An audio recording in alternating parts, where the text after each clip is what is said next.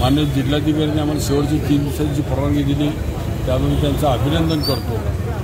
आणि शेवटच्या दिवशी जी मिरवणूक निघेल ही मिरवणूक एक शांततेनं आणि जल्लोषामध्ये निघेल आणि विना डीजे मुक्त मिरवणूक निघेल। गणपती घाटावर महापालिकेच्या वतीनं आम्ही सगळ्या सोयी केलेल्या आहेत। गणपती दरवर्षी गणपती घाटाच्या पायरीवर ठेवून पूजा करतात घरगुती, आणि आम्ही ह्या वर्षी काय केलं आहे, महापालिकेच्या वतीनं महापालिकेच्या सौजन्यानं आम्ही टेबल ठेवलेले आहेत। त्या टेबलवर ठेवून महापालिका सगळ्या जनतेनं त्या ठिकाणी ठेवून पूजा करावी। निर्मलयुक्त अशा बाजूला एक कुंडी केलेली आहे, त्या कुंडीमध्ये निर्मल टाकावे।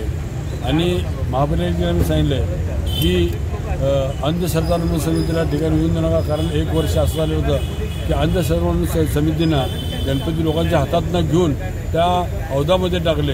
हौद 2 फुटाचा, गणपती 5 फुटाचा, अशी जी अवस्था झाली आहे। त्यामुळं काय गणपतीच्या अंधश्रद्धा समितीच्या वतीनं गणपतीची विटंबना केली जाते आणि ते जाणून बुजून करतात। कारण अंधश्रद्धा समिती हे देवाला न मानणारे लोक आहेत आणि ते सांगतात गणपती दान करा।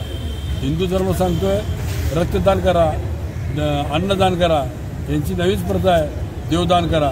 देवदान यांच्या बापाने तर कधी केलेला होता का? अशी पद्धतीची चुकीची आहे। गणपती आमचा आराध्य दैवत आहे, विघ्नहर्ता आहे, आणि अशा ठिकाणी जर हे दान हा शब्द घेत असेल तर हा मंदिराचा विरोध आहे। आणि गणपती घाटावर पोलीस खात्याला आमचं आव्हान आहे की अंधश्रद्धा समितीच्या लोकांना येऊन देऊ नये।